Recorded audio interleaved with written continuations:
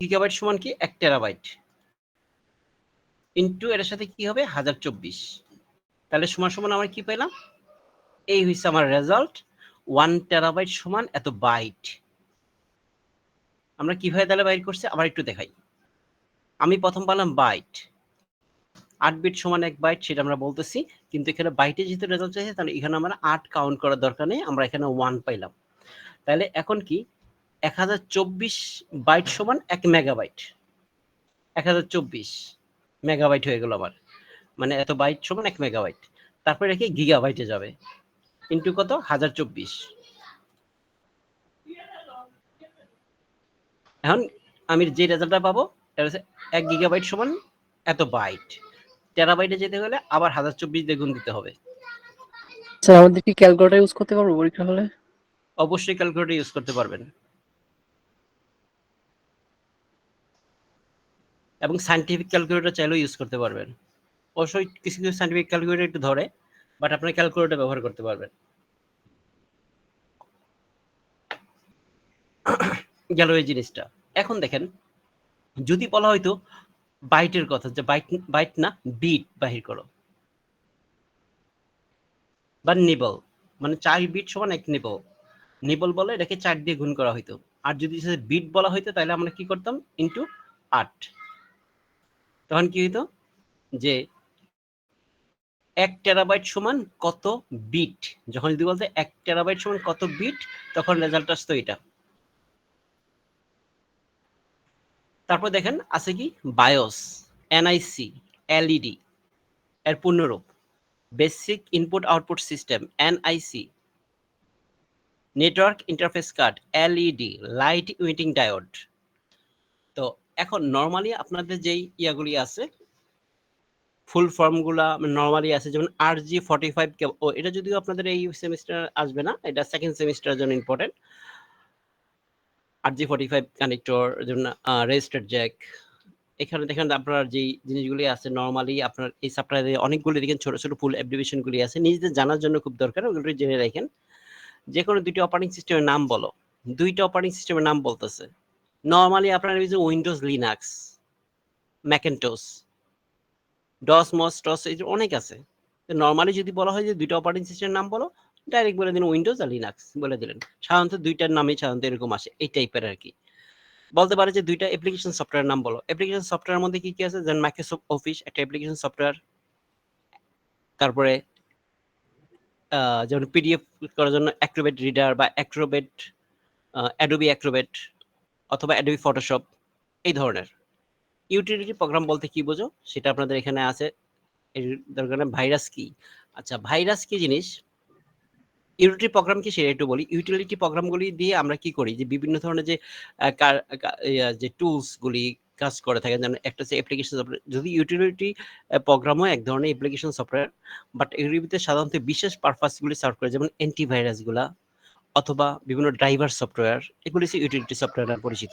সাধারণত এগুলি কি নির্দিষ্ট একটা আমরা ইউজ করি না, আমরা নর্মালি এর ভিতরে, যেমন মাইক্রোসফট অফিসে আমরা কি করি এমএস ওয়ার্ড ফাইলের ভিতরে কাজ করি, এক্সেলের ভিতরে আমরা কিন্তু এক্সেলের বিভিন্ন ধরনের স্প্রেডশিট অ্যানালাইসিস করার জন্য ইউজ করে থাকি। আবার মিডিয়া প্লেয়ার দিয়ে আমরা বিভিন্ন গান টান শুরুতে আমরা সরাসরি ব্যবহার করি। কিন্তু ইউটিলিটি সফটওয়্যারটা কি করে, ইউটিলিটি সফটওয়্যার আমাদের কাজে লাগে, বাট সেটা কি একটু ব্যাকএন্ডে কাজ করে। যেমন অ্যান্টিভাইরাস সফটওয়্যার, সেটা কি করে আমাকে ভাইরাস থেকে আমার সিকিউরিটি প্রোটেকশন দেয়, আমাদেরকে ক্ষতিকর সফটওয়্যার থেকে আমাদেরকে রক্ষা করে। আবার দেখা যায় যে আমাদের যে কম্পিউটারটা যে চলে, যে বিভিন্ন হার্ডওয়্যার আমরা যুক্ত করে থাকি, সেই হার্ডওয়্যারের জন্য এক ধরনের সফটওয়্যার আমাদের কম্পিউটারে সেট আপ করতে হয়, এগুলিকে আমরা বলছি ড্রাইভার সফটওয়্যার। এইসব সফটওয়্যারগুলি বলছি ইউটিলিটি সফটওয়্যার। এবার সে ভাইরাস কি, দেখেন ভাইরাস কিন্তু একটা নিজে একটা সফটওয়্যার, ভাইরাসটা নিজে একটা সফটওয়্যার, একটা প্রোগ্রাম, যেটা তৈরি করা হয়েছে কিসের জন্য, মানুষের ক্ষতি করার জন্য। এটা আমাদের কি ক্ষতি করে, আমাদের ডাটা নষ্ট করে দেয়, আমাদের অ্যাপ্লিকেশন নষ্ট করে দেয়, আমাদের কাজের ব্যাঘাত ঘটায়, আমাদের স্লো, মানে কম্পিউটারকে স্লো করে ফেলে, হার্ডওয়্যারকে নষ্ট করে দেয়, এবং আমাদের ডাটা হ্যাক করে নিয়ে যায়, চুরি করে নিয়ে যায়, এবং আমরা যেখানে যেতে চাই না সেখানে আমাদেরকে নিয়ে যায়, আমাদের ইনফরমেশনগুলি তারা নিয়ে যায়, আমরা কি মেন্টালিটি কি করতে চাচ্ছি সেগুলি তারা হ্যাক করে নিয়ে যায়। এই যে ভাইরাসের বিভিন্ন ধরনের কাজের ধরন। আমাদের ব্যাংকিং যে বিভিন্ন লেনদেন এতে করে তারা কি ক্ষতি সাধন করে বা এই ধরনের ডাটা হ্যাক করে আমাদের অর্থনৈতিকভাবে ক্ষতিগ্রস্ত করে। মাল্টিটাস্কিং বলতে কি বোঝায়? নরমালি কিন্তু আমরা কথাই বুঝতে পারছি মাল্টিটাস্ক। মাল্টি মানে কি অনেকগুলি টাস্ক মানে আমরা জানি কাজ। মানে যেই সফটওয়্যারের মাধ্যমে যে অপারেটিং সিস্টেম বা যেই প্রসেসর কি করতে বা এখানে যে মাল্টিটাস্ক যেহেতু বলতেছে, এই মাল্টিটাস্কে কে করতে পারছে? অপারেটিং সিস্টেম অপারেটিং সিস্টেম আছে, আবার মাল্টিটাস্ক আবার প্রসেসর করতেছে। তাহলে সাধারণত প্রসেসরের ক্ষেত্রে আমরা কি যে মাল্টি প্রসেস। আর অপারেটিং সিস্টেম বলতে পারতেছি আমরা মাল্টিটাস্ক। তাহলে এই কিসের জন্য হইছে? এটা অপারেটিং সিস্টেমের জন্য বলতেছে। তাইলে মাল্টিটাস্ক বলতে কি যখন আমরা একসাথে অনেকগুলি কাজ, যে অপারেটিং সিস্টেম যখন অনেকগুলি কাজ একসাথে করতে পারে তখন আমরা কি বলতেছি? এটা মাল্টিটাস্কিং।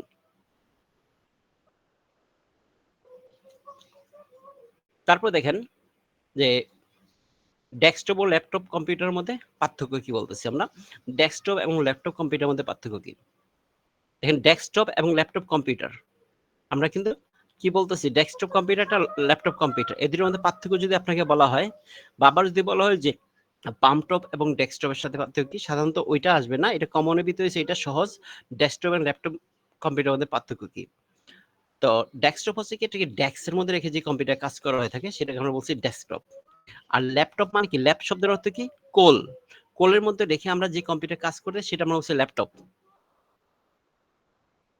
তো ডেস্কটপটা সাধারণত একটা নির্দিষ্ট প্লেসে রেখে কাজ করতে হয়, আর ল্যাপটপটা আমরা কি করতে পারি? বিভিন্ন জায়গায় মুভেবল করে কাজ করা সম্ভব হয়ে থাকে। ডেস্কটপের মধ্যে কি থাকে? একসাথে আমার ডিসপ্লে এবং কিবোর্ড যে টোটাল সিস্টেমটা একসাথে থাকে। আর ডেস্কটপে আমরা কি করতেছি? আলাদা প্রসেসিং ইউনিট থাকতেছে, যেমন সেন্ট্রাল প্রসেসিং ইউনিট যেটাকে আমরা বলতেছি, মানে সিস্টেম ইউনিট যেটা একটা সিপিইউ নামে আমরা যেটাকে বলি, আসলে সিপিইউ হচ্ছে সেন্ট্রাল প্রসেসিং ইউনিট, সেটা হচ্ছে প্রসেসর শুধু। কিন্তু আমাদের যে সিস্টেম ইউনিট এটাকে সাধারণত বলা হয়েছে যে যুক্তিসঙ্গত। এটা টোটাল যেটা পৃথিবীতে কি থাকতেছে? একটা মাদারবোর্ড থাকে, হার্ড ডিস্ক থাকে, র্যাম থাকে, রম থাকে, সবকিছু থাকতেছে। তো ওইটা কি হয়? ওইটা আলাদা থাকতেছে।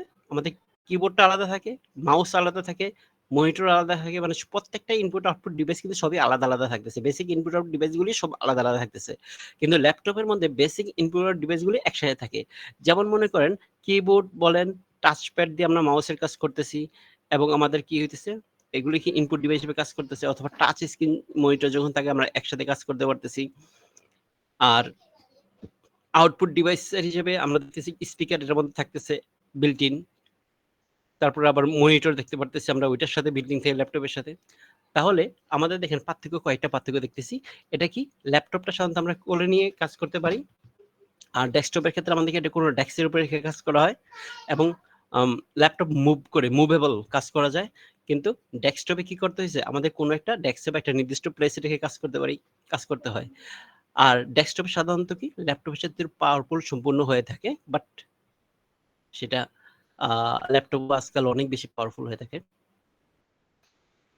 আর বেসিক ইনপুট আর ডিভাইসগুলি ল্যাপটপের সাথে বিল্ট ইন থাকে, একসাথে থাকে। আর ডেস্কটপের মধ্যে কি থাকে? আলাদা থাকে। এই দেখেন কতগুলি পার্থক্য আমরা এভাবে কিন্তু বলে দিতে পারতেছি। তারপর দেখেন এটা আছে প্রিন্টারের প্রকারভেদ। প্রিন্টার বিভিন্ন ধরনের প্রিন্টার, এটা আপনারা ওখানে আমাদের সিলেবাসে সুন্দরভাবে দেওয়া আছে, দেখেন সেটার মধ্যে বেসিক মেইনটেন্যান্স টুলস এর নামগুলো লেখা। বেসিক মেইনটেন্যান্স টুলস মানে কি? আমাদের যেই নরমালি আমাদের বেসিক যে কম্পিউটারকে মেইনটেইন করার জন্য যে ধরনের টুলস গুলি ইউজ করে থাকি, আমরা বেসিকে যে কম্পিউটারের যে টুলস গুলি ইউজ করে থাকি ওগুলি কি হয়ে থাকে? কম্পিউটারকে স্ক্যান করা, তারপরে দেখে ডিফ্র্যাগমেন্ট করা, মানে যেই টুলস গুলি আমাদের কম্পিউটারকে একটু গুছানো সাজানোর জন্য, যে অথবা এদিকে ফাস্ট করার জন্য, এদিকে আর ডাটাগুলি সরানোর জন্য যেসব সফটওয়্যার বা টুলস গুলি ইউজ করা হয় সেটাকে বলা হইতেছে বেসিক ইনফরমেশন টুলস। এই টুলস গুলি কয়েকটা নাম আপনি যদি বলতে পারেন সে কিরকম? যে পিসি ক্লিন, সরি এক সেকেন্ড একটু।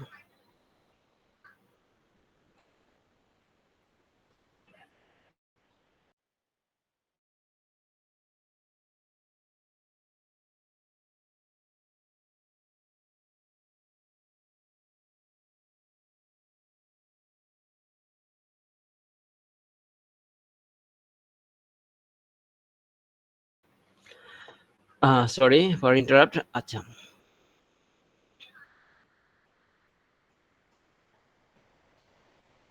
কি বলতেছিলাম?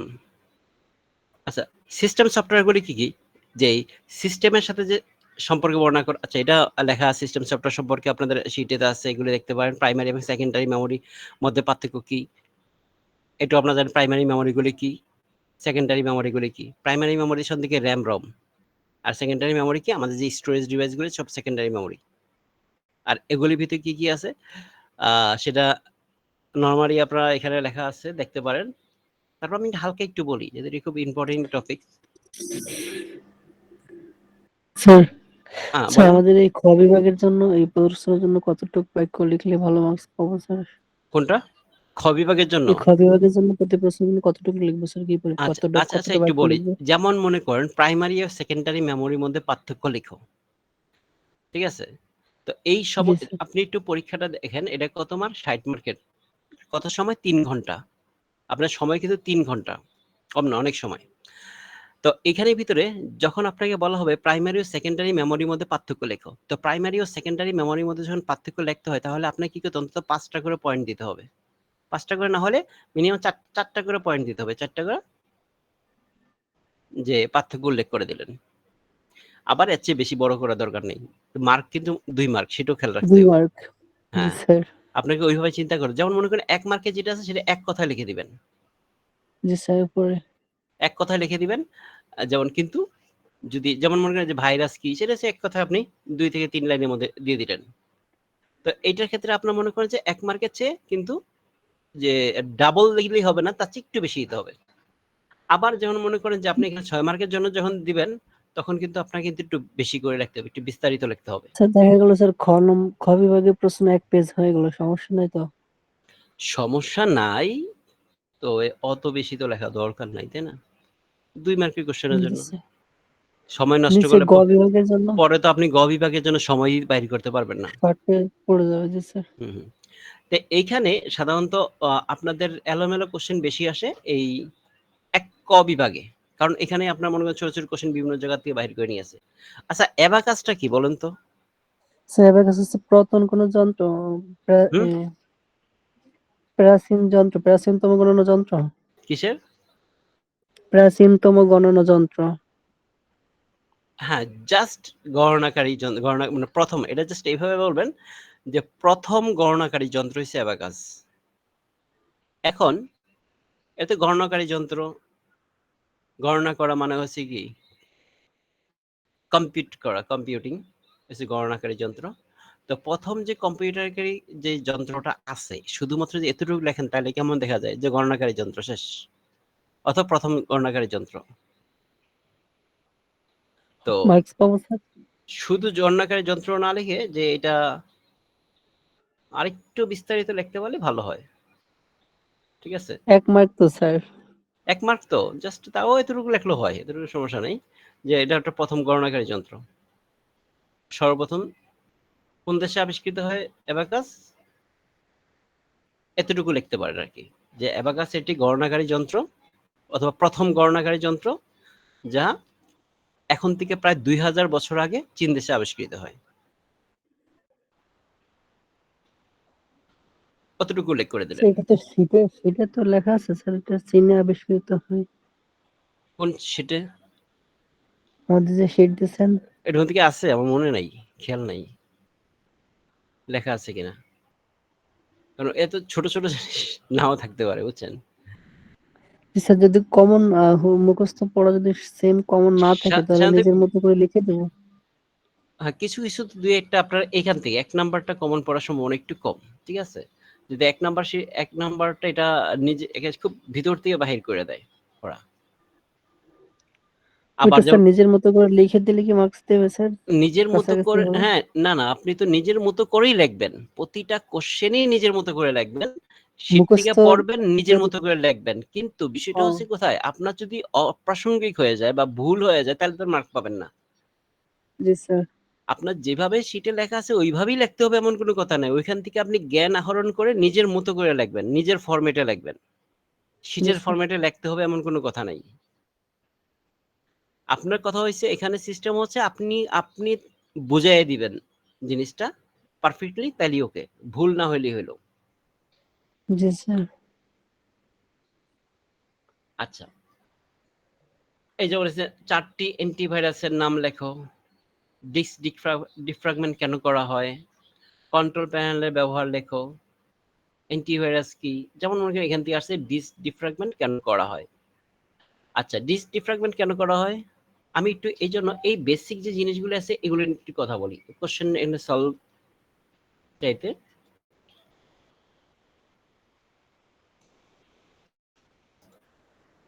আমার একটা কম্পিউটার আমরা দেখতেছি, আমি যে প্রথম যে ছবিটা দেখতেছি এটাও কিন্তু আমরা ডেস্কটপ বলি, ডেস্কটপ পিকচার বা ডেস্কটপ ওয়ালপেপার বলতেছি।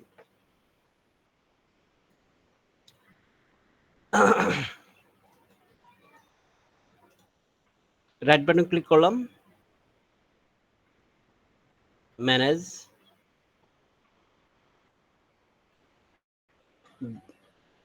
Device manager. দেখেন এইখানে যে সফটওয়্যারগুলি দেওয়া আছে, এখানে যে জিনিসগুলি দেওয়া আছে এগুলি কি, এগুলি মূলত ড্রাইভার সফটওয়্যার বা ড্রাইভার।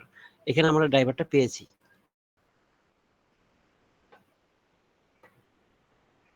আর এখানে আমরা আসি, এখানে আসার পর এটা কি ডিস্ক ম্যানেজমেন্ট। এত সময় লাগতেছে কেন? স্যার এই শীট থেকে কি আশা করা যায় 80 মার্কের অ্যান্সার পাবো স্যার? ইনশাল্লাহ। আচ্ছা, এখানে দেখেন এগুলিকে আমরা কি বলতেছি, এগুলি হচ্ছে আমাদের সেকেন্ডারি ডিভাইস।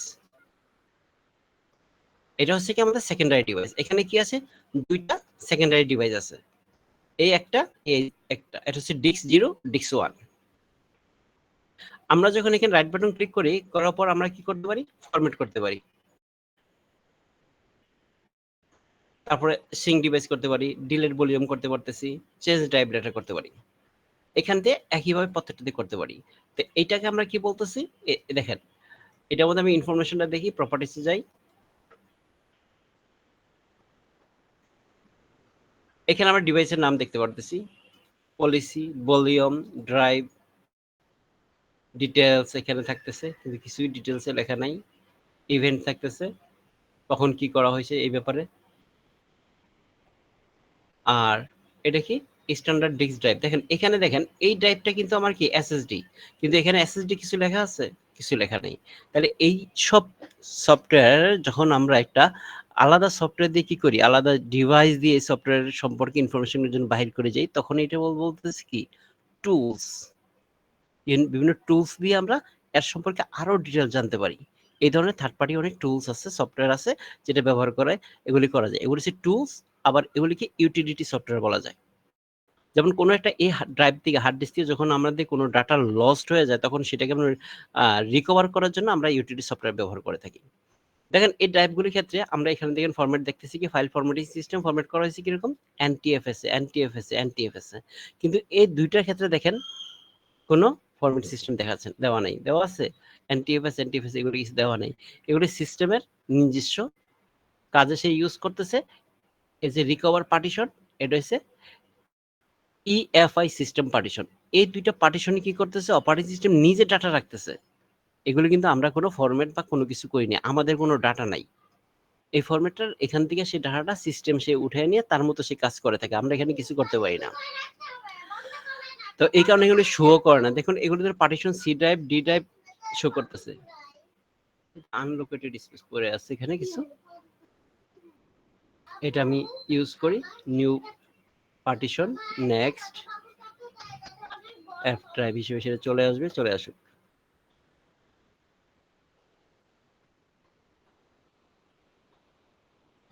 প্রথম দেখেন আছে র, তারপরে এটা মানে এনএফটি হয়ে গেছে, পার্টিশন হয়ে গেল, নতুন এটা পার্টিশন চলে আসলো। তাহলে এখানে দেখেন আমরা কি করছি, ফরম্যাট করে দিছি। এই ফরম্যাট করার পর দেখেন আমরা কি কি ভাবে ফরম্যাট করতে পারি।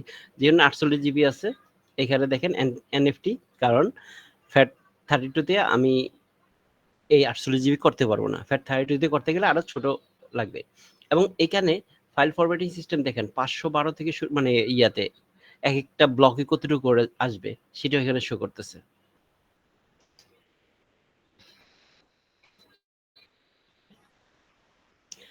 তারপর এখানে দেখেন বিভিন্ন ধরনের ইউজার ক্রিয়েট করতে পারতেছি আমরা। এই যে ইউজার আছে কতগুলা, তারপরে যে গ্রুপ, সেই ইউজারের বিভিন্ন গ্রুপ, সেই গ্রুপের বিভিন্ন পারমিশন থাকে, এই জিনিসগুলো আমরা এখান থেকে দেখতে পাই। তারপরে ইভেন্ট ভিউয়ার, যে ইভেন্ট এই পর্যন্ত আমরা যে কি কাজ করেছি সব ধরনের ইভেন্ট যদি জেনারেট করা হতো সেটা দেখতে পারতাম। কোনো শেয়ার দেখতে হলে শেয়ার দেখতে পারি। এবং টাস্ক শিডিউল, টাস্ক শিডিউল আরেকটা নাম হচ্ছে ক্রন ট্যাব। মানে যদি আমি কোনো শিডিউলিং করে রাখি যে কোনো কম্পিউটারে কিভাবে সে কখন কোনো কাজ করতে চলে সেটাও আমরা শিডিউলিং করতে পারি। এগুলো হচ্ছে আমাদের বিভিন্ন ধরনের কনফিগার আমরা বলতেছি।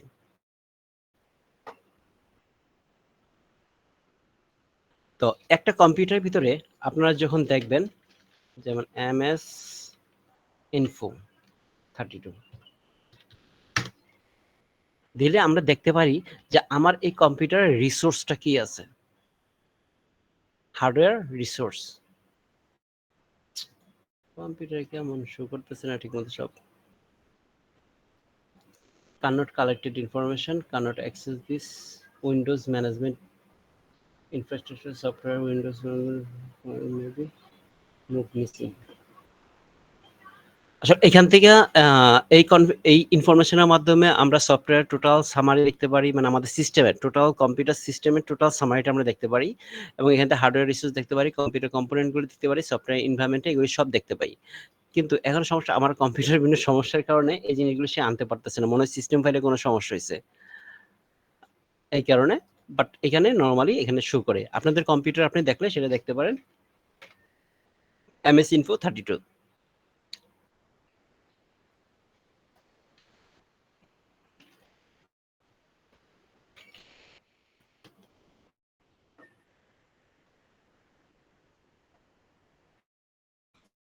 আচ্ছা, এই জিনিসগুলি চাইতে আপনাদের বেশি আরো দরকার আছে।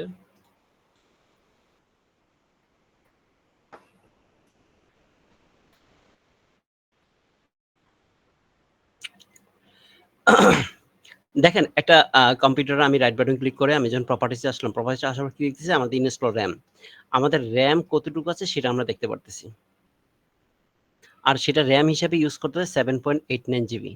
আমার র্যাম আছে কত 8 জিবি, কিন্তু তার মধ্যে 7.89 জিবি সেটা ইউজ করতে পারতেছে, বাকিটা কি করতেছে সে ইউজ করতে পারতেছে না, সেটা কোনো একটা কাজের জন্য সে ব্লক করে রাখা হয়েছে। সাধারণত এই গ্রাফিক্সের জন্য আমার ইন্টারনাল গ্রাফিক্স কার্ড, এক্সটার্নাল না, তার জন্য কিছু বরাদ্দ দিয়ে রাখে বিভিন্ন ধরনের আলাদা পারপাস সার্ভ করার জন্য। আবার অনেক সময় দেখা যাচ্ছে আমার র্যাম অনেক বেশি আছে, কিন্তু সেই র্যাম পুরোটা কি করতে পারে না, তার ক্ষমতাই থাকে না ইউজ করার জন্য। আর সে ডিভাইস আইডি, প্রোডাক্ট আইডি, সিস্টেমের দেখাচ্ছে, প্যান দেখাচ্ছে। আর একটা জিনিস আছে, দেখি দাঁড়ান, প্রসেসরের বিষয়টা।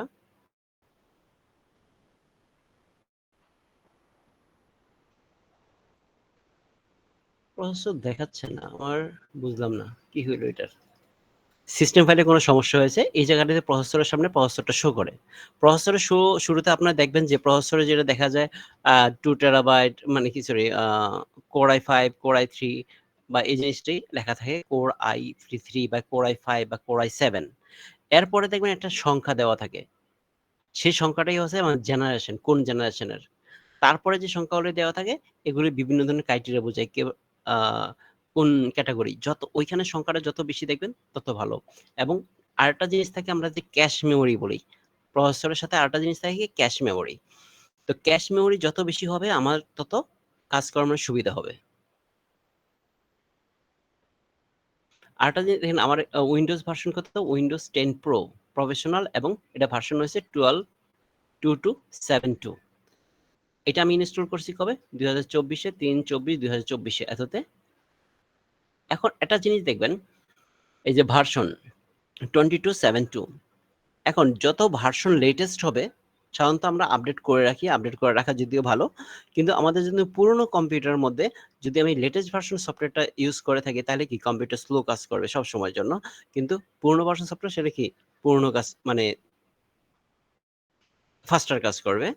তো এই জন্য সাধারণত পুরোনো হার্ডওয়্যারগুলিতে ওল্ড ভার্সন ওএসটা দেওয়াটা ভালো, তাতে করে আমরা ভালো আউটপুট পাবো, কারণ তার ক্ষমতা তো নতুনটা নিতে পারে না।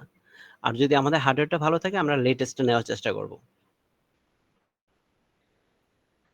এখন দেখেন এই যে একটা পার্টিশনে আসলাম, আমরা পার্টিশনে আসার পরে দিয়ে যে এদিকে ড্রাইভে আসলাম, ড্রাইভে আসার পর এই ড্রাইভ থেকে আমরা কি করতে পারি, আমরা প্রপার্টিসে যাই, প্রপার্টিসে যাওয়ার পর দেখেন ডিস্ক ক্লিন আপ করতে পারি।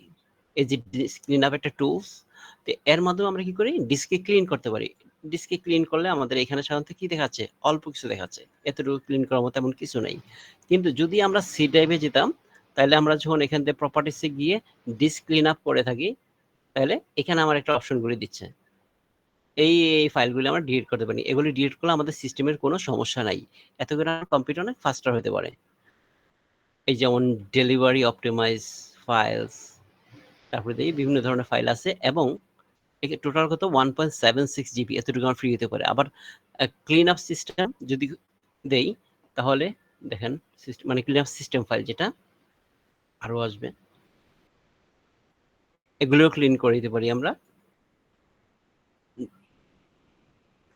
আরেকটু বাড়ছে, 1.77 হয়েছে, কারণ এখানে আছে মাইক্রোসফট ডিফেন্ডার অ্যান্টিভাইরাস। অ্যান্টিভাইরাসে কিছু ধরনের ফাইল কোয়ারেন্টাইন করে রাখছে, ভাইরাস টাইরাস পাইছে, এই কারণে এই জিনিসগুলো সেখান থেকে আমরা সিলেক্ট করে রিমুভ করে দিতে পারি। তবে এখানে একটা জিনিস আছে, এই যে ডাউনলোড প্রোগ্রাম ফাইলস, আমরা যে বিভিন্ন ধরনের ডাউনলোড করে থাকি, যদি ইম্পর্টেন্ট থেকে থাকে তাহলে এটা টিকমার্কটা উঠিয়ে দিয়ে আপনি যখন দিবেন তখন ক্লিন হয়ে যাবে।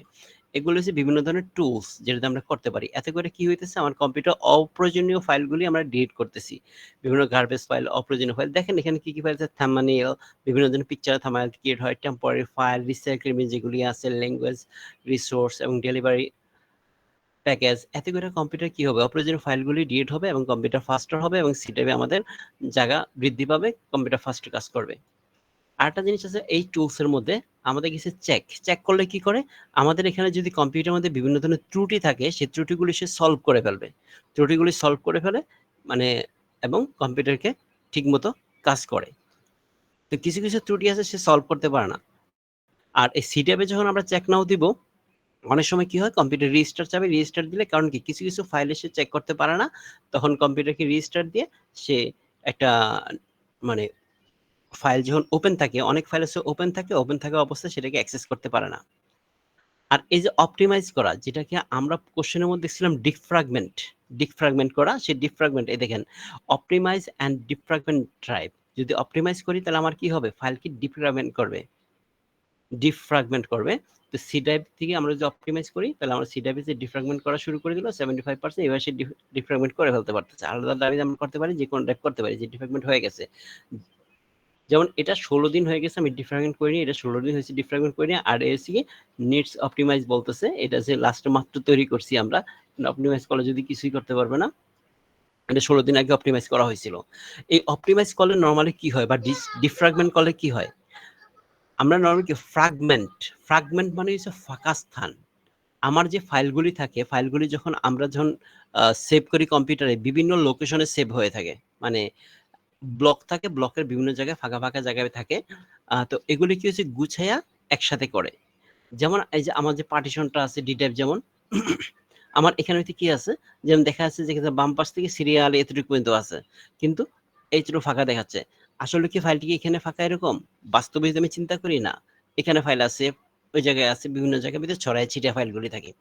যখন ডিফ্রাগমেন্ট করা হয় তখন কিছু ওই ফাইলগুলি গুছিয়ে একসাথে করা হয়।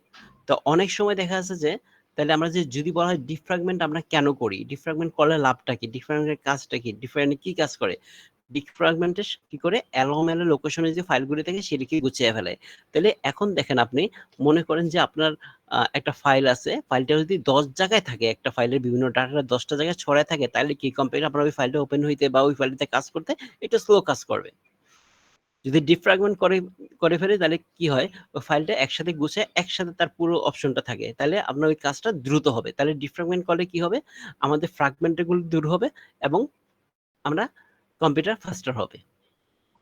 তাহলে এই ডিফ্রাগমেন্ট করে কি হবে, রাইট বাটন ক্লিক করে আমরা দেখলাম টুলসে গেলাম, টুলসে গিয়ে অপটিমাইজে গিয়ে এখান থেকে আমরা ডিফ্রাগমেন্ট করতে পারলাম। এই যে অপটিমাইজ দিলাম, এটা ডিফ্রাগমেন্ট হয়ে যাচ্ছে। তারপর ওকে ক্লোজ করে দিলাম। তো এখন দেখি আর কি আছে এখানে ভিতরে। টুলস দেখলাম, হার্ডওয়্যার, এখানে কি হার্ডওয়্যার মানে যে আমাদের দুইটা ইয়ে আছে, সেটা হচ্ছে শেয়ারিং সিকিউরিটি। শেয়ারিং সিকিউরিটি আমরা যদিও নেক্সট ইয়াতে আমরা খুব ভালোভাবে দেখবো, নেক্সট সেমিস্টারে। জাস্ট নর্মালি বলি, এই শেয়ার দিলে গেছে কম্পিউটার রিসোর্সটা আমরা শেয়ার দিলে অন্য কম্পিউটার থেকে, নেটওয়ার্কের ডিভাইস থেকে, অন্য ডিভাইস থেকে সেটা পাইতে পারে। এভাবে আমরা একটা ড্রাইভ, একটা ফাইল, একটা ফোল্ডারকে আমরা শেয়ার দিতে পারি এবং প্রিন্টারকেও শেয়ার দিতে পারি, কেউ যে হার্ডওয়্যারকে শেয়ার দিতে পারি, তখন অন্য কম্পিউটার থেকে সেটা অ্যাক্সেস করতে পারবে।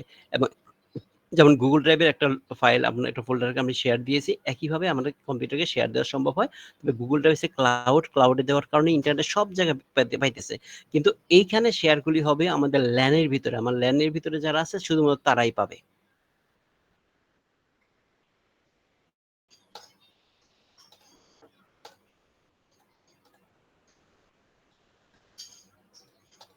এবার আমি একটু শীটটার মধ্যে যাই, শীটটা ওপেন করি।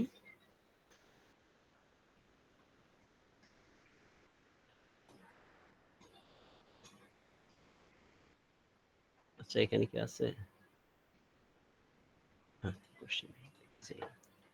আচ্ছা, আরেকটা কোশ্চেন আমি ওপেন করি আপনার ডাটা কম্পিউটার ফান্ডামেন্টালে 2023 সালের। দেখেন এখানে কি আছে। তারপর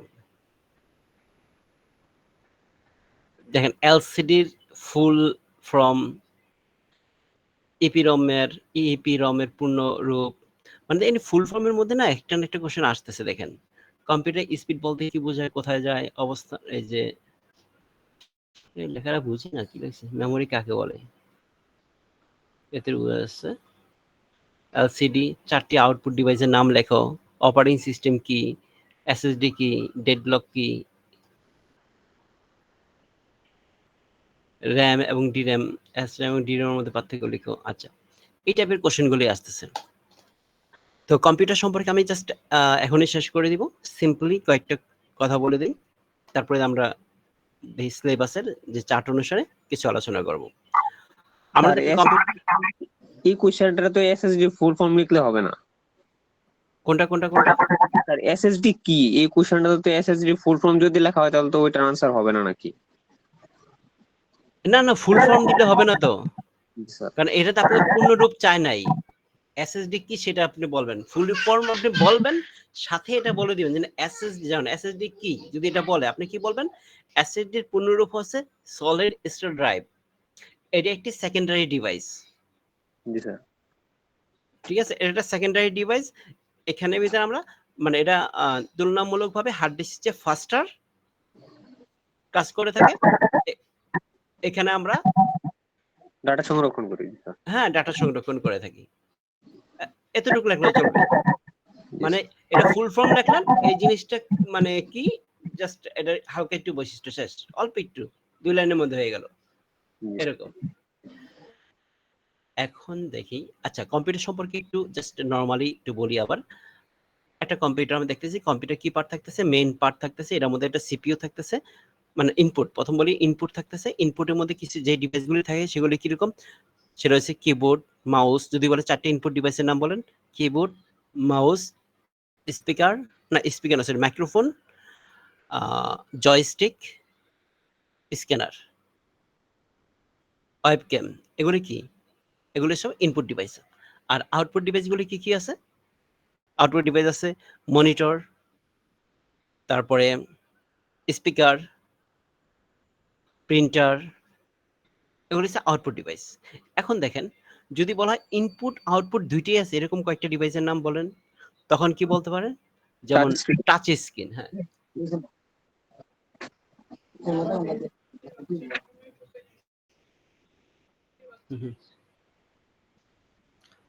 এক সেকেন্ড প্লিজ।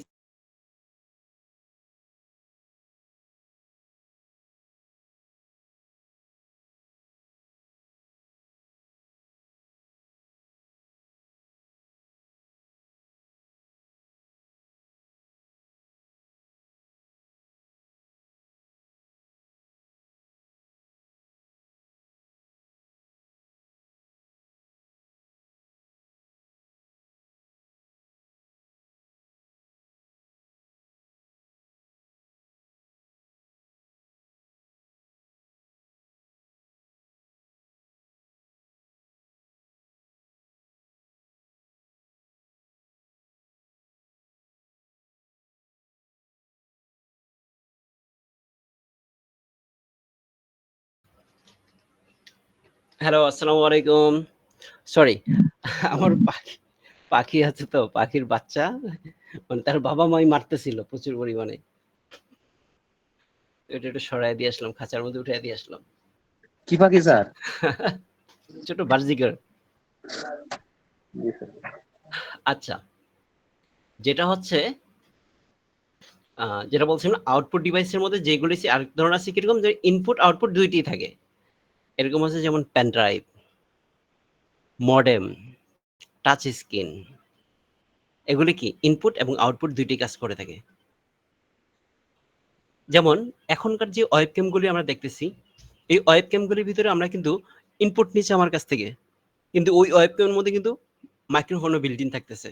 তাহলে এই ওয়েবক্যামটা কি শুধু কি ইনপুট ডিভাইস? ইনপুট আউটপুট দুইটাই কাজ করতেছে। মাইক দিয়ে সে সাউন্ড নিতেছে। আবার সরি, এটা তো ইনপুট ডিভাইসই, টোটালি ইনপুট ডিভাইস, আউটপুট নাই, সরি।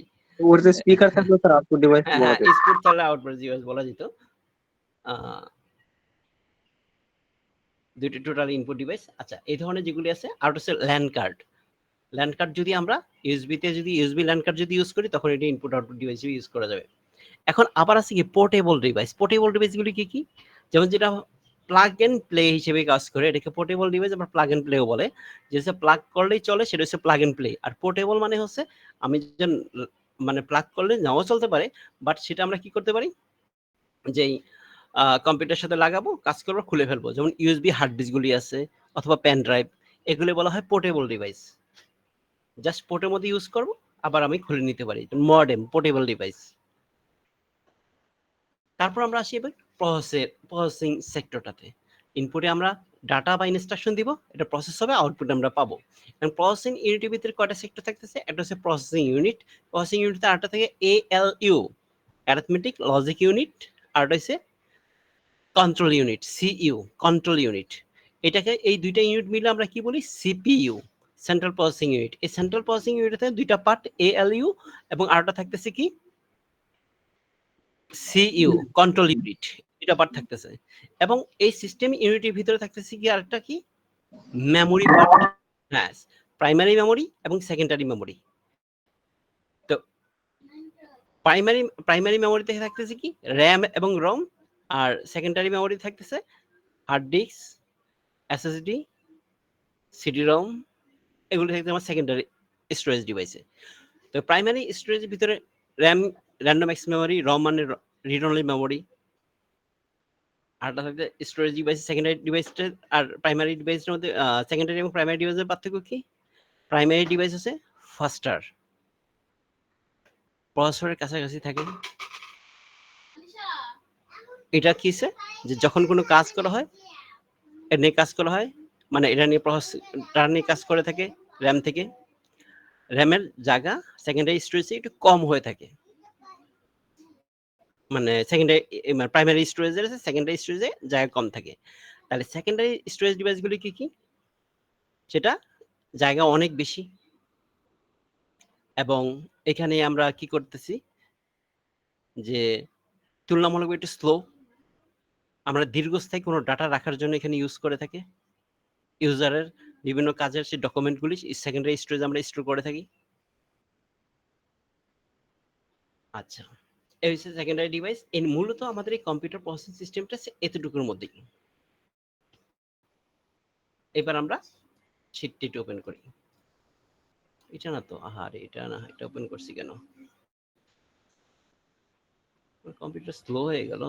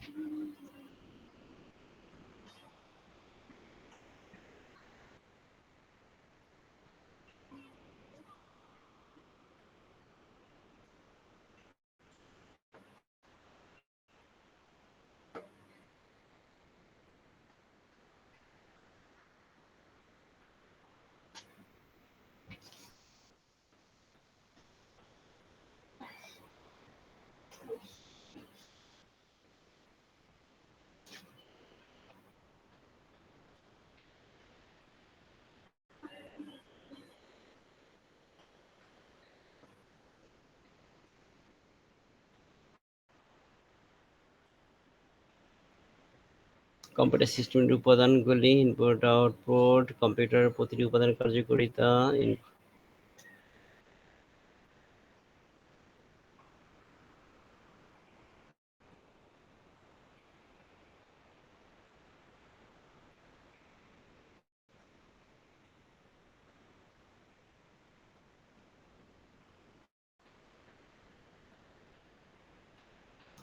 প্রাইমারি স্টোরেজ ডিভাইস, আর একটু সফটওয়্যার সম্পর্কে কথা দেওয়া আছে, SATA SSD।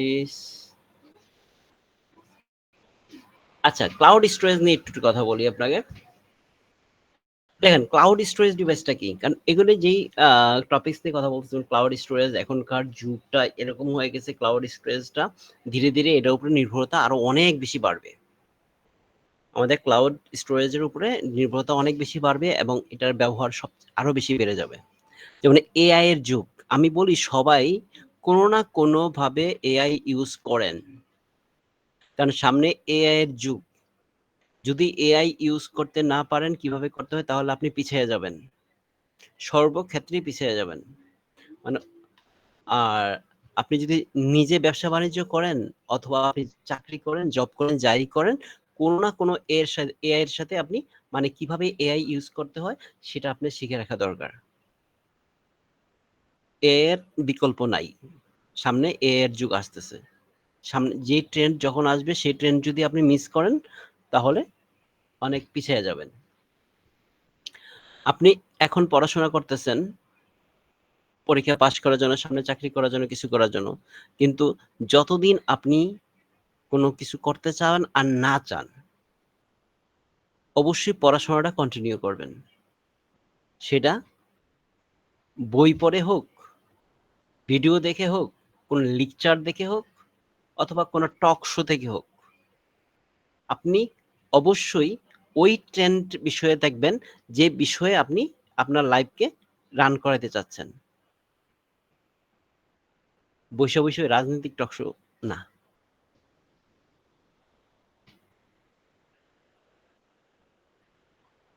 এই ক্লাউড স্টোরেজ ডিভাইসগুলি কি হয় সেটা বলি। এটা কি রকম থাকে, যে দেখেন বৈশিষ্ট্যগুলি কি আছে।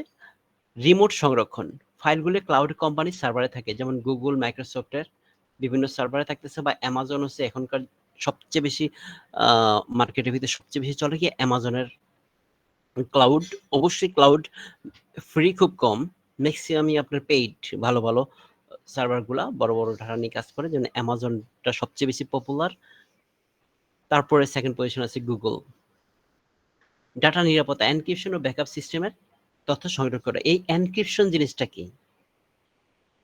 এনক্রিপশন হচ্ছে গিয়ে আপনার যে ডাটাটা আছে এটার সাথে এক্সট্রা একটা কোড ইউজ করে সেটাকে এনক্রিপশন করে রাখে, মানে এটাকে আলাদা একটা ফরম্যাট করে এটাকে এনক্রিপ্ট করে দেয়, যাতে করে যদি দুষ্ট লোকেরা বা অন্য কেউ যদি সেই ডাটাটাকে আপনার হ্যাক করে নেয়, সাপোজ মনে করেন আপনি এই ডাটাটা এখান থেকে অন্য জায়গায় পাঠাচ্ছেন, মাঝখান থেকে একটা হ্যাকার তাপ করে হ্যাক করে নিয়ে নিল ফাইলটা, তাহলে সেটা কি এনক্রিপ্টেড আকারে পাবে। তো এই ফাইলটাকে দেখতে হলে, পড়তে হলে তাকে কি করতে হবে? ডিক্রিপ্ট করতে হবে। ডিক্রিপ্ট করতে গেলে তাকে একটা কি প্রয়োজন হবে? ওই কিটা তো আর ওই হ্যাকার কাছে নাই, এই কিটা আছে আপনার কাছে বা আপনার সিস্টেমের কাছে।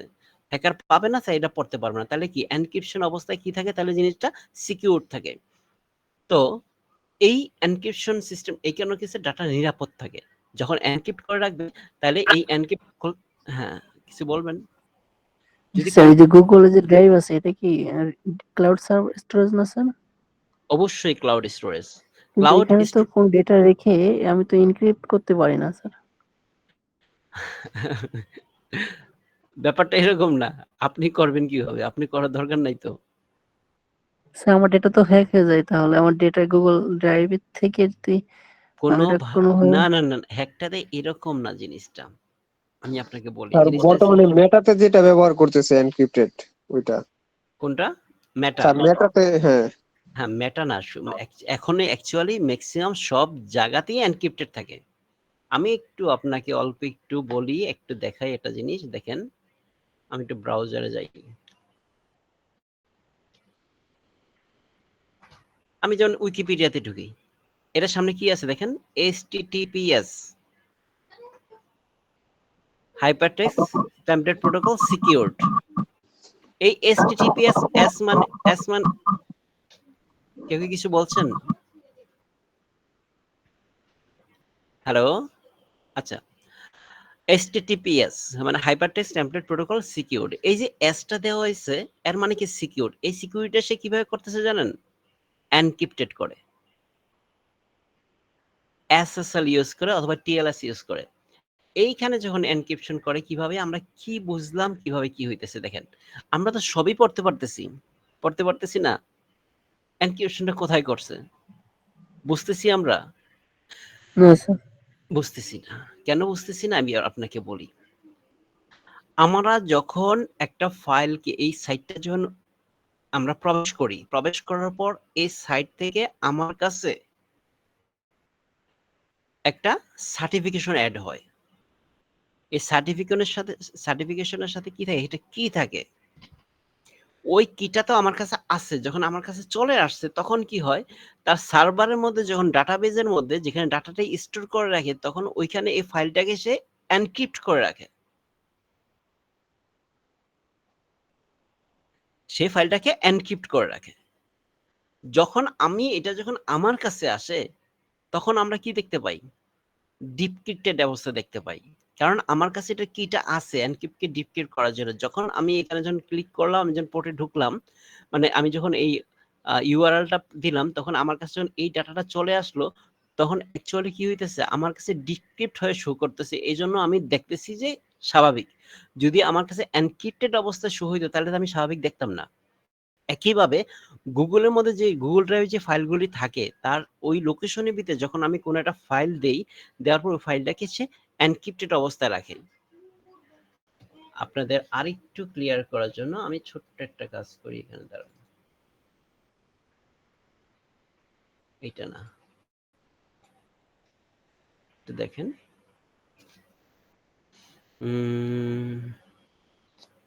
এটা হচ্ছে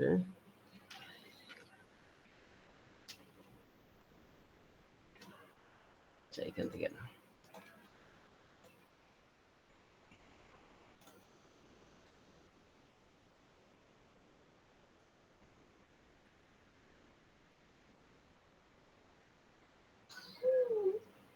ওহ,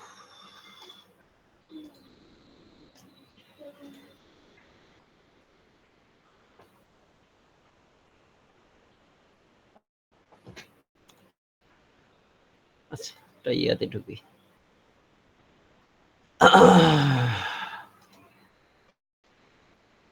না, দেখাইতে পারতেছি না, আমার এই কম্পিউটার করা নাই, অফিসের কম্পিউটার করা। মানে দেখাইতাম আপনাদের যে ডাটাবেজের মধ্যে কিভাবে এনক্রিপ্টেড অবস্থায় ডাটাটা থাকে কিরকম দেখা যায় সেটা দেখানোর জন্য।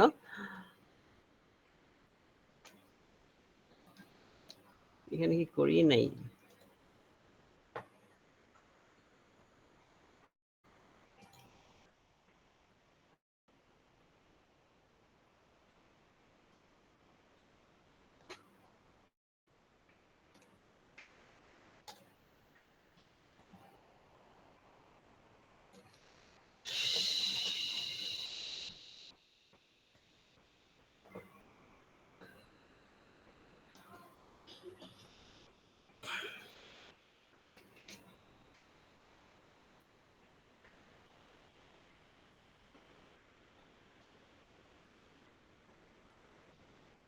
আচ্ছা, দেখাচ্ছি আপনাদেরকে,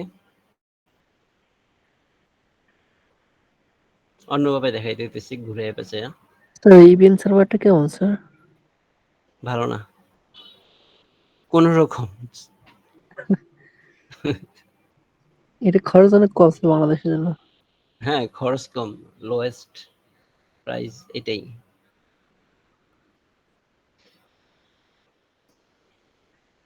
হোস্টিং গিয়ারটা একটু আমার কাছে ভালো লাগে।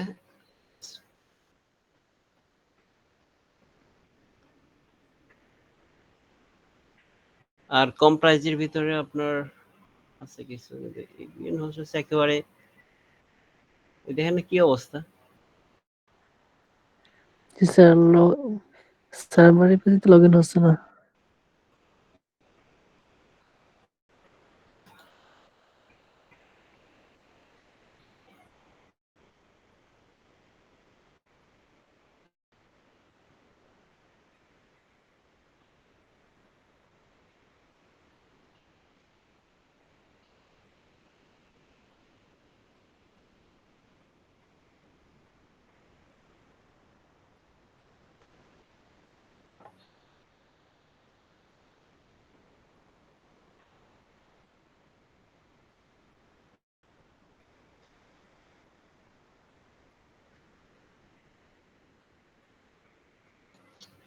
ডাটাবেজে ঢুকতেছি।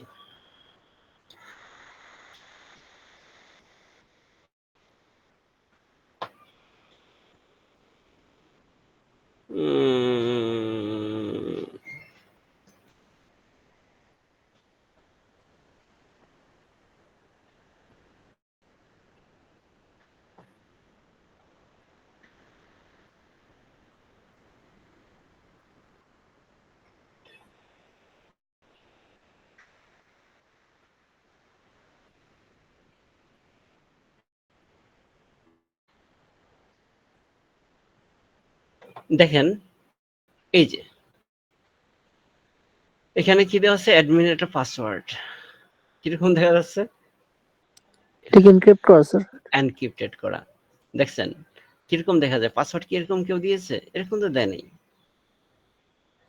তো এখন মনে করেন এই যে এনক্রিপ্টেড থাকার কারণে সুবিধাটা কি হয়েছে, আমি তো এখানের ভিতরে যেমন এই অ্যাকাউন্টের এই ওয়েবসাইটটা তো আমার না, জি স্যার। কিন্তু আমি কি করতে পারতেছি, এই ওয়েবসাইটে ঢুকলাম, ডেটাবেজ হ্যাক। ঢোকার পরে দিয়ে আমি যদি এখান থেকে আমি পাসওয়ার্ড কি পালাম, আমি কিন্তু না পাসওয়ার্ড স্যার। পাইতেছি না। এখন মনে করেন যে আমি যে ফাইলগুলি রাখলাম, রাখার পরে যে আমি যে পাসওয়ার্ড বা কোনো কিছু দিচ্ছি, আমি যেটা এনক্রিপ্টেড করা অবস্থায় না থাকতো, যদি এখানে এনক্রিপ্টেড অবস্থায় ওই লোক যদি যেই যার ওয়েবসাইটটা সে যদি এখানে যদি ওয়েবসাইটটার ভিতরে যদি এখানে এনক্রিপ্টেড করে যদি পাসওয়ার্ড ইউজ না করা হতো, তাহলে কি হতো, আমি তার দেখতে পারতাম তার পাসওয়ার্ডটা কি। পাসওয়ার্ডটা দেখে তখন আমি কি করতাম, ওয়েবসাইট ঢুকে তার বিভিন্ন ধরনের সব দুনিয়াদারি এলোমেলো করে ফেলতে পারতাম। স্যার এই এটা যে কি ডিক্রিপ্ট করলে স্যার এটা আবার পাওয়া যাবে না স্যার পাসওয়ার্ড? হ্যাঁ, এখন এটা তো আমার কাছে নাই, যার কাছে কি আছে সেইটাই করতে পারবে। এখন মনে করেন এই এই কি তো আমার কাছে নাই, এবং যখন সে যে ইউজার যখন সে পাসওয়ার্ড দিতেছে নরমাল পাসওয়ার্ড, তখনই সে ওইটা পেয়ে যাচ্ছে। আর আমি যদি জানতাম এটা কোন ফরম্যাটে করা হয়েছে, কি দিয়ে করা হয়েছে, তখন ডিক্রিপ্ট করার জন্য কি কিটা ইউজ করা হয়েছে যদি আমি জানতাম, তখন আমি এটাকে ওইভাবে ডিক্রিপ্ট করতে পারতাম। কিন্তু আমি তো এটা জানি না। এটা কি কেউ যখন এনক্রিপ্ট করবে সে কি জানাবে ডিক্রিপ্টমেন্ট সিস্টেমটা কি ছিল? না জানাবে স্যার। না। এবং এগুলি সব হিডেন করে রাখা হয়। এবং যে এই ধরনের অনেক সময় দেখা যায়, যেমন এটা কি ওয়ার্ডপ্রেস এর সাইট। তো ওয়ার্ডপ্রেস কোম্পানি তো সে তো বা এই যে ডাটাবেজে যে এখানে যে এনক্রিপশন সিস্টেম গুলো যারা ইউজ করতেছে, এটা কি MySQL, সেই কোম্পানি তো তারা তো বলবে না কখনো। তাহলে জি স্যার, আমি তাকে কি কেউ চাইলে বিশ্বাস এরকম এনক্রিপ্ট করে স্যার করবে না। রাখতে পারবো? সে গুগল ওয়ার্ডপ্যাডে, গুগলে ড্রাইভে কি রাখতে পারবো এরকম এনক্রিপ্ট করে? হ্যাঁ, আপনার ফাইল তো আপনি এনক্রিপ্ট করে রাখতে পারেন, কিন্তু এটার উপরে গুগল আবার আরেকটা এনক্রিপ্ট করবে। আপনি এনক্রিপ্ট করে, আপনি কোনো এসএস কোড ইউজ করে যদি আপনি এনক্রিপ্ট করেন, এনক্রিপ্ট করার পর সে কি করবে, ওই গুগলের এখানে যখন আপনি রাখবেন, গুগল কিন্তু সেটাকে আবার নিজের মতো করে আবার এনক্রিপ্ট করবেই এনক্রিপ্ট সে। কারণ তার একটা দায়িত্ব আছে, সেটা আপনার ডাটা সিকিউরিটি দেওয়ার। সে মনে করবে আপনি এনক্রিপ্টেড যে ফাইলটা রাখছেন, সেটাকে মনে করবে, গুগল মনে করবে এটি তার নর্মাল ফাইল, এবং তার জি উপরে সে স্যার। আবার এনক্রিপ্ট করবে। আচ্ছা, এমএস ওয়ার্ড ফাইলটা ক্লোজ করেছি না, ভিডিওটা আছে। আচ্ছা, এবং ব্যাকআপ সিস্টেমের জন্য তথ্য সংগ্রহ করে। এখন ব্যাকআপ সিস্টেম দেখেন, নরমালি ব্যাকআপ সিস্টেম কি করা হয়, যে আপনার যে ডাটাটা আছে সেই ডাটাটা হুবহু আরেকটা ফাইল সে আরেকটা কপি সে রেখে দেয়, এবং একটা কপি করেন একাধিক লোকেশনে রাখে। মিনিমাম ৩টা লোকেশনে ফাইল রাখা হচ্ছে যে ব্যাকআপ সিস্টেমের জন্য উত্তম। ৩টা লোকেশন বলতে একই বাসার ৩টা রুমে ৩টা কম্পিউটারে না, আলাদা আলাদা ৩টা শহরের মধ্যে বা আলাদা ৩টা সিটিতে, এরকম মানে দূরে দূরে ৩টা লোকেশনে রাখা, যাতে একটা জায়গায় যদি আপনার ভূমিকম্প হয়ে ধ্বংস হয়ে যায়, তাও যাতে আপনার ফাইলটা সে দিতে পারে। সিনক্রোনাইজেশন, একই তথ্য একাধিক ডিভাইসে স্বয়ংক্রিয়ভাবে আপডেট করা যায়। যেমন মনে করেন আমার এই গুগল ড্রাইভটা আমার মোবাইলে আছে, আমার ২টা মোবাইলেই আছে, আমার অফিসের কম্পিউটারে আছে, আমার ল্যাপটপের মধ্যে আছে, এবং আমার ডেস্কটপের মধ্যে আছে। তাহলে এতগুলি লোকেশনের ভিতরে আমি এটা সেটিং করে রাখছি। তাইলে আমি যখন যেকোনো একটা ডিভাইস থেকে যখন আমি কোনো চেঞ্জ করি, তাহলে অটোমেটিক্যালি সেটা কি হয়, সিনক্রোনাইজ হয়ে প্রতিটা ডিভাইসের মধ্যে সে সিন করতেছে। প্রতিটা ডিভাইসে সে চেঞ্জ করে ফেলতেছে। তাহলে এতে করে আমি যখন যেই কম্পিউটার সামনে থাকি না কেন, আমার যদি এই কম্পিউটার কোনো কারণে যদি নষ্ট হয়ে যায়, তাহলে আমি ল্যাপটপটা দিয়েও আমি আমার কার্যক্রমগুলি বা আমার ডাটাটা আমি পেতে পারি, কার্যক্রমগুলি চালিয়ে দিতে পারি। তারপরে অ্যাক্সেস যোগ্যতা, যে কোনো স্থান থেকে ইন্টারনেটের মাধ্যমে তা ব্যবহার সুবিধা। এই যেটা আমি বলতেছি এটা আর কি, যে কোনো জায়গায় ইন্টারনেট থাকলেই হইলো, তাহলে আমি এটা ব্যবহার করতে পারি। যেমন আমার কোনো ডিভাইস নাই, আমার কম্পিউটার আমার সাথে নেই, আমার মোবাইল নাই, আমার ল্যাপটপ নাই, আমার কোনো কিছু আমার সাথে নাই, আমি আছি রিমোটলি, মনে করেন চট্টগ্রামে কক্সবাজারে ঘুরতে গেছি, এই মুহূর্তে আমার একটা ডাটা দরকার, আমি কোথায় পাবো? তখন আমি যে কোনো একটা কম্পিউটারের মধ্যে ইন্টারনেট আছে এরকম একটা কম্পিউটারের মধ্যে বসতে পারি, বসে ওইখান থেকে আমি আমার গুগল ড্রাইভে ঢুকে বা এই ধরনের একটা অ্যাক্সেস করে আমি সেটা অ্যাক্সেস নিতে পারি। শেয়ারিং সুবিধা, সহজেই অন্যদের সাথে ফাইল শেয়ার করে। যেমন আমি গুগল ড্রাইভে যে ফাইলটা আপনাদের মধ্যে একটা যে লিঙ্ক শেয়ার করে দিছি, আপনি সেখানে দেখতে পারতেছেন, কিন্তু আপনি কিন্তু কোনো চেঞ্জ করতে পারতেছেন না, শুধু রিড করতে পারতেছেন, কপি করতে পারতেছেন। কিন্তু এখানে কিন্তু এডিটেবলও করে দেওয়া যায়, যে আপনি চাইলেও চেঞ্জ করতে পারেন, এডিট করতে পারবেন। এই ধরনের শেয়ার দেওয়া যায়, মানে কি ফাইলটা আমি শেয়ার করতে পারতেছি। এখন অনেক সময় আপনার একটা কোশ্চেন আসলো যে দুইটা জনপ্রিয় ক্লাউড স্টোরেজের নাম বলুন। তখন আপনি মনে অ্যামাজন দিলেন, গুগল ড্রাইভ দিলেন, ড্রপ বক্স দিলেন, এটা স্পেসটা উল্লেখ করে দিচ্ছে। স্পেসটা সাধারণত এগুলি চাবে না, স্পেস চায় না, নাম পর্যন্ত চায়। যার হচ্ছে ওয়ান ড্রাইভ, আইক্লাউড। এই কথার মধ্যে দেখেন আপনার সুবিধা এবং সীমাবদ্ধতা সবকিছু চলে আসতেছে। সীমাবদ্ধতাগুলি দেখেন কি, ইন্টারনেট না থাকলে ডাটা অ্যাক্সেস করা যায় না, ডাটা গোপনের যে ঝুঁকি থাকে যদি সেবা প্রদানকারী দুর্বল হয়ে থাকে, মানে কি ডাটা সেবাকারী যদি আপনি ভুল করেন, যে আপনি যেমন মনে করেন গুগল, আমাদের বিশ্বস্ত কিরকম আইক্লাউড বা one drive, drop box, Google drive, Amazon যেটা বলতেছি, এরা কি আমাদের সাথে ফ্রড করবে না। আপনি একটা সস্তায় একটা লোকেশনে পাইলেন, যেখানে আপনি আইক্লাউড পাইলেন, মানে মানে ক্লাউড স্টোরেজ পাইলেন, যে খুব কম দামে দিচ্ছে, আপনি ওইখান থেকে নিলেন, কিন্তু ওই কোম্পানির সম্পর্কে আপনি কিছুই জানেন না। তখন কি আপনার এই ডাটা গোপন নাও থাকতে পারে।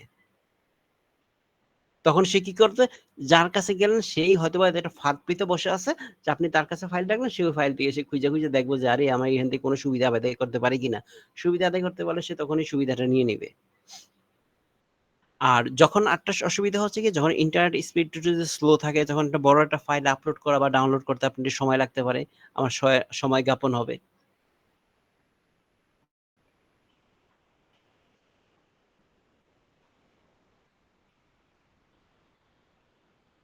আচ্ছা, এগুলি যে ইনপুট আউটপুট ডিভাইস এসব সম্পর্কে বহুত বলেছি। আচ্ছা দেখেন, একটা জিনিস আছে, স্ক্যানারের যে বিভিন্ন বৈশিষ্ট্যগুলি আছে এগুলি আসতে পারে। যেমন এখানে প্রিন্টার, একটা প্রিন্টারের বৈশিষ্ট্য, স্ক্যানারের বৈশিষ্ট্য, বা দেখি এই জিনিসগুলি স্পেসিফিকেশন বা বৈশিষ্ট্য যেটা আছে। স্ক্যানারে স্পেসিফিকেশন কি দেখা যাচ্ছে, টাইপটি কিরকম ফ্ল্যাট বেড এবং শিট ফিট এই ধরনের আমরা দেখতে পাই। রেজলিউশন থাকতেছে 300 থেকে 1200 এমবিপিএস। আর এটা আউটপুট ফাইলটা কি পেতে পারি, জেপিজি, পিএনজি, পিডিএফ। পিডিএফ হচ্ছে ডকুমেন্ট টাইপ, পিএনজি এবং জেপিজি হচ্ছে কি রকম ফটো। এই ধরনের জিনিসগুলি নিজেদের জানার জন্য দেখতে পারেন।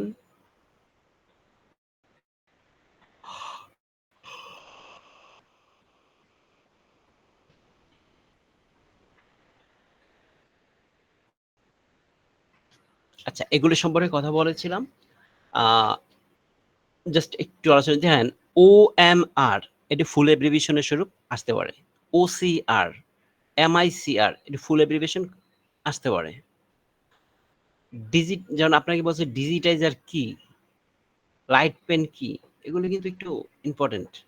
এইসব রিকগনাইজেশন কি, স্পিচ রিকগনাইজার কি,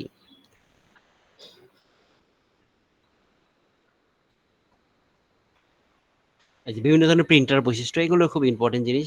inject printer, laser printer, dot matrix printer, thermal printer, 3D printer, all in one printer. আচ্ছা, আপনাদের একটা জিনিস একটু দেখাই, মাদারবোর্ডে একটা ছবি দেখাই, এগুলো এখানে দেখে এখান থেকে পড়তে পারবেন।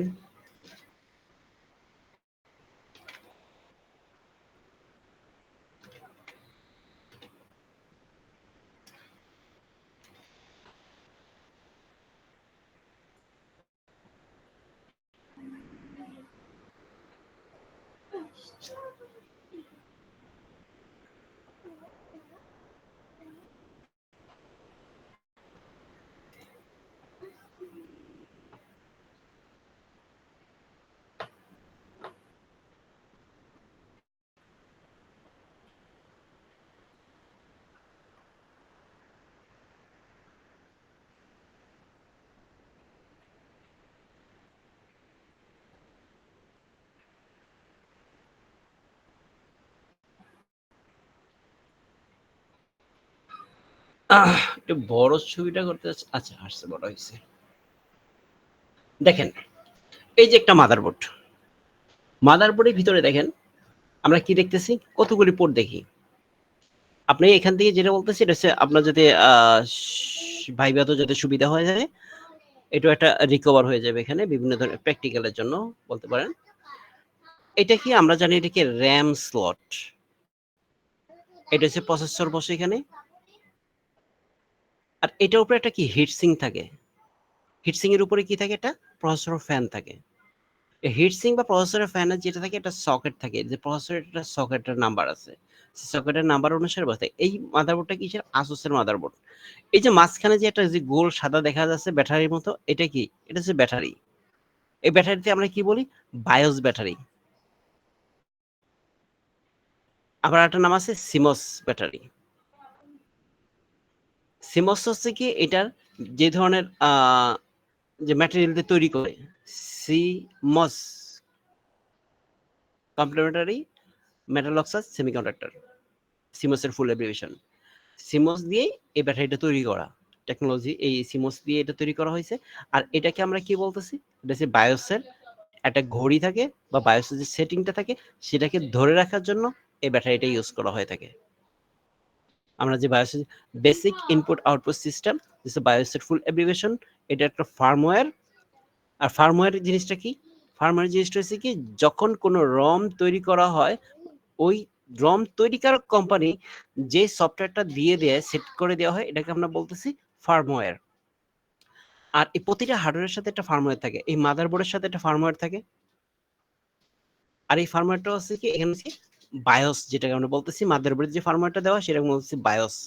এই বায়োসটা হচ্ছে basic input output system. Computer ভিতরে কিছু কিছু যেমন আসুস এবং গিগাবাইটে আমরা ডেল প্রেস করে সাধারণত আমরা বায়োসে প্রবেশ করি যখন কম্পিউটার ওপেন করে, জাস্ট ইনিশিয়ালাইজ অবস্থায় থাকে, ওপেন হইতে থাকে। আর অন্যান্য অনেক ক্ষেত্রে যে F1, অনেকগুলো ডিভাইসে ইএসসি মানে স্ক্যাপ, অনেক যে F2, মানে আলাদা আলাদা মাদারবোর্ড বা ল্যাপটপ কোম্পানিগুলো বেস করে আলাদা হয়ে থাকে। এখন এখানে দেখেন এই যে পোর্টটা থাকে এটাকে আমরা বলতেছি কি এসজিপি পোর্ট বলি, অথবা গ্রাফিক্স কার্ড এখানে ইউজ করা হয়ে থাকে। এখানে হচ্ছে পিসিআই স্লট, এটা এসজিপি আরটা দেওয়া আছে এখানে, এটা হচ্ছে পিসিআই এক্সপ্রেস স্লট। এগুলি হচ্ছে কি আমরা যখন হার্ড ডিস্কের ডাটা কেবলটা দেওয়া হয় মানে শাটার, এটা হচ্ছে কি এই যে জিবিএস 6 দেওয়া আছে, আবার হচ্ছে নর্মাল আছে, সাদাগুলো নর্মাল, এগুলো যেটা ব্লু জিবিএস 6। এটা হচ্ছে একটা মাদারবোর্ডের মেইন সার্কিট, এটা হচ্ছে প্রসেসর তো এখানে বসেই, আর রয়েছে মাদারবোর্ডে একটা আইসি থাকে, এখানে আইসিটা বসানো থাকে। আর এই যে স্লটটা আছে, এটা এই যে পোর্টগুলি দেখতেছি, এটা হচ্ছে কি আমাদের কি, এটাকে বলা হইতেছে পাওয়ার, মূল পাওয়ারটা এখানে আমরা অ্যাড করে থাকি, পাওয়ার কোডগুলো এখানে। আর যেগুলি পিন থাকে এগুলি কি বলা হয়, মেল পোর্ট, আর যেগুলি পিন থাকে না এগুলো আমরা বলি ফিমেল পোর্ট বলে থাকি। যেমন এটা হচ্ছে মেল পোর্ট, এটা হচ্ছে ফিমেল পোর্ট, এটা হচ্ছে মেল পোর্ট। আর এটা এই জিনিসটা কিসের জন্য, ফ্রন্ট প্যানেলের পোর্টের জন্য ইউজ করা হয়ে থাকে। তারপর দেখেন এই সাদা রঙের যেগুলি, এগুলো আমরা সাধারণত ক্যাপাসিটর বলে থাকি, ক্যাপাসিটর। আবার এই ছোট ছোট ট্রানজিস্টর ক্যাপাসিটর বা বিভিন্ন ধরনের থাকে, এলইডি থাকে, এটি একটা আইসি আছে। আবার এই যে এটা একটা ক্যাপাসিটর, এগুলি ক্যাপাসিটর, এগুলি ক্যাপাসিটর, এগুলি বিভিন্ন ধরনের আইসি। আবার আরেকটা জিনিস হচ্ছে কি এখানে পোর্টটা দেখে, আর এই যে স্লটগুলি আছে, র্যামের যে স্লটগুলি আছে, এই স্লটগুলি, এগুলো প্রত্যেকটা স্লট কি এক্সপেনশন স্লট বলে, এক্সপেনশন স্লট। তাহলে এখানে দেখেন আমরা র্যামের ভিতরে নরমালি একটা কালার দেখি, দেন দুইটা কালার দেখা যাচ্ছে। দেখেন একটা আছে ব্লু আর একটা আছে কালো। এই ব্লু আর কালোর মধ্যে দুইটার মধ্যে পার্থক্য অনেক সময় দেখা গেল যে আমরা যখন ব্লুতে একটা র্যাম ইউজ করব, আমরা কালোতে একটা র্যাম ইউজ করতে পারি।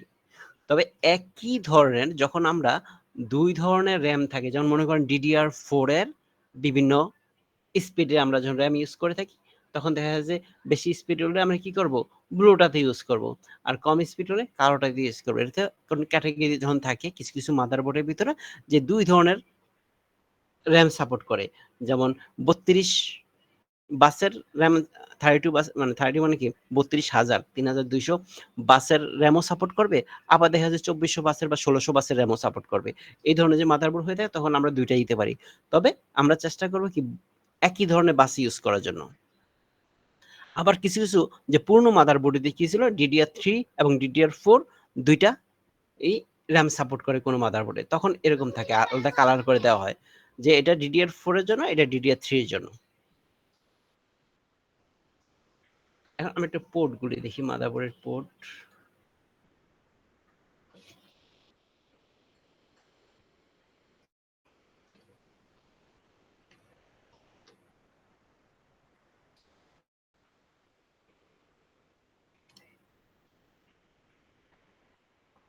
দেখেন এটার মধ্যে কি পরিমাণ পোর্ট দেওয়া আছে। দেখেন এই যে পোর্টটা, এই পোর্টটাকে আমরা কি বলতেছি, এখানে কি ইউজ করতে পারতেছি, এটা হচ্ছে দুই ধরনের কালার ইউজ করছে, এটা হচ্ছে গ্রিন আর এটা হচ্ছে কি বলে জাম কালার বলে, বা আর একটা নাম আছে, কালার একটু কম বুঝি তো। তো এখানে এই দুইটা কালার থাকা মানে এখানে আমি মাউস বা কিবোর্ড ইউজ করতে পারি। এই পোর্টটাকে বলে PS2 পোর্ট, PS/2 পোর্ট। আর এই দুটো বলছে সিরিয়াল বাস, ইউএসবি পোর্ট, এটা দুটোকে ইউএসবি পোর্ট। দেখেন এই আরেকটা পোর্ট আছে, এই ধরনের পোর্ট যদি থাকে এখানে আমরা কি করতে পারি, কোন ধরনের ক্যামেরা থেকে আমরা ইনপুট নিতে পারি, ভিডিও ইনপুট নেওয়া যায়, এখান থেকে অ্যানালগ ভিডিও এগুলো ইনপুট নেওয়া যায়, যেগুলি সাধারণত ওই সিআরটিটি টেলিভিশনে দেখা যায় এই ধরনের পোর্টগুলি। এটা ইউএসবি পোর্ট, এগুলি ইউএসবি পোর্ট, একটা দুইটা তিনটা চারটা পাঁচটা ছয়টা সাতটা আটটা নয়টা 10টা ইউএসবি পোর্ট এটাতে আছে। তো এগুলি ইউএসবি পোর্ট, এগুলি ইউএসবি পোর্ট। তো এই ইউএসবি পোর্টগুলির ভিতরে এদের পার্থক্যটা কি?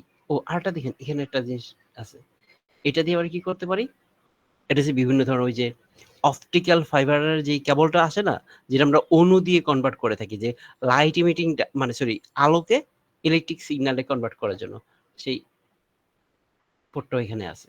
এখানে দেখেন আপনি ইউএসবি পোর্ট কয়টা আছে, একটা দুইটা তিনটে 10টা আছে। তো কিছু আছে দেখেন ব্লু, এই ব্লু কালারে যেটা আছে এটা কি USB 3, আর যেটা কালো রঙের আছে এটা হচ্ছে USB 2।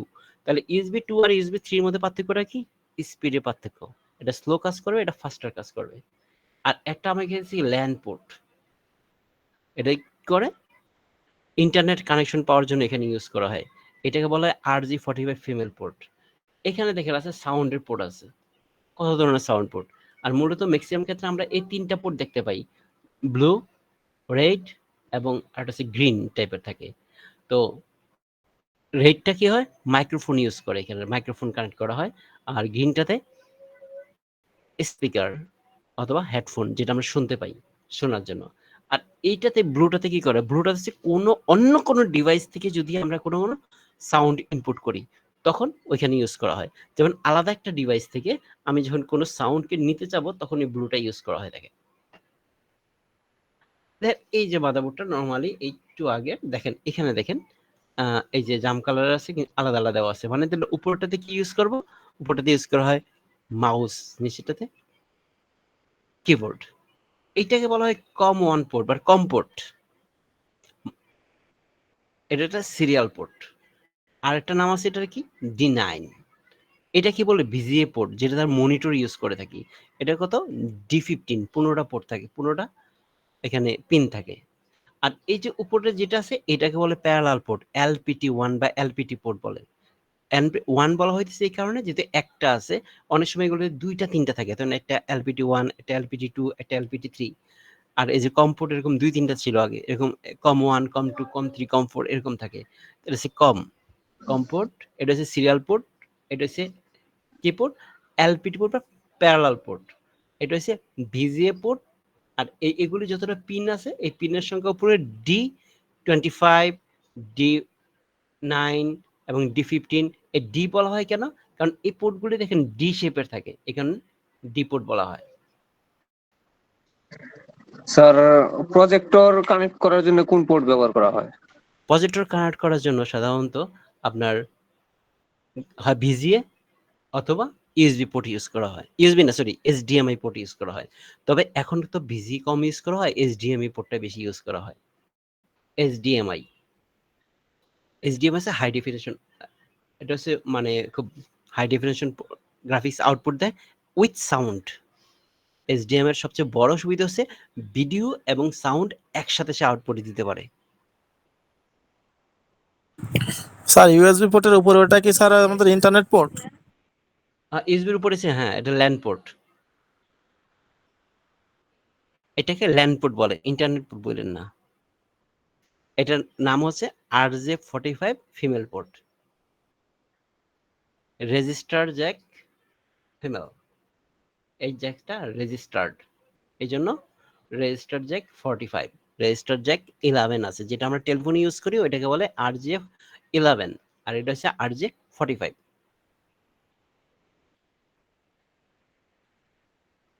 দেখেন এখানে দেখেন আরেকটা দেখতেছি, এই যে সাদা রঙের যেটা দেখতে বলতেছি এটাকে কি বলে, DVI port, DVI, digital video interface. এটাও মনিটরের পোর্ট, কিন্তু আমরা নর্মালি এইচডিএমআই, এটা হচ্ছে এইচডিএমআই পোর্ট, এই যে এইচডিএমআই নিয়ে কথা বলছিলাম, এইচডিএমআই, এটা হচ্ছে ভিজিএ, এটা কি ডিভিআই। মানে আপনার এই কম্পিউটার, যার এই কম্পিউটার মাদারবোর্ডের দামটা একটু অনেক বেশিই হবে। এটা দেখেন এখানে যদি আপনি 3টা মনিটর ইউজ করতে পারবেন, এইচডিএমআই তে একটা লাগাবেন মনিটর, ডিভিআই পোর্টে আরেকটা মনিটর লাগাবেন, আর ভিজিএ পোর্টে আরেকটা মনিটর লাগাবেন, তাহলে 3টা মনিটর একসাথে আপনি ইউজ করতে পারবেন একই কম্পিউটারে।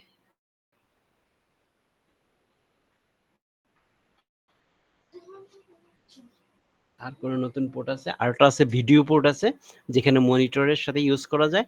আমি দেখছি আসুসের যে মাদারবোর্ড গুলি আছে, কিছু কিছু আসুসের মাদারবোর্ড ভিতরে 2টা পোর্ট থাকে, এইচডিএমআই এবং ভিডিও পোর্ট। ভিডিও পোর্টেরও মনিটর আছে, যেমন এইচডিএমআই তে যখন উইথ সাউন্ড শো বাইরে, ভিডিও পোর্টে শুধু ভিডিওটা যায় কিন্তু হাই কোয়ালিটি। তবে এই ডিভিআই পোর্টটা কিন্তু ভিজিএর চেয়ে ভালো কোয়ালিটি, ভালো আউটপুট শো করে।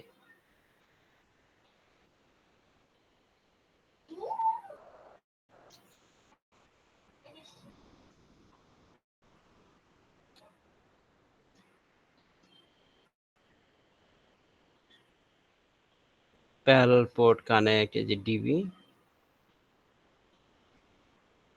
25। দেখেন এখানে ভিতরে ডিটেইলস লেখা আছে, এইচডিএমআই সম্পর্কে লেখা আছে যে high definition multimedia interface, universal serial bus, PS2 port, VGA, DVI, এই যে ডিভিআই যেটা কথা বলছিলাম, ডিজিটাল বা অ্যানালগ ভিডিও, ভিজি এর চেয়ে উন্নত, ভিজি এর চেয়ে অনেক ভালো মানের হয় ডিভিআইটা।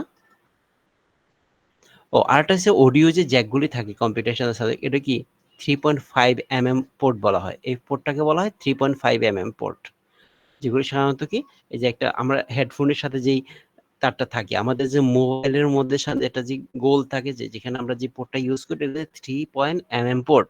তবে এখনকার কিছু কিছু মোবাইলের ভিতরে কিন্তু আপনার 3mm পোর্টটা থাকে না, এটার মধ্যে সাধারণত কি করে দেয়, ওই যে সি টাইপ যেই পোর্টটা থাকে ওই পোর্টের মধ্যে আপনার অডিও ইনপুট আউটপুটটা সেট করে দেয়।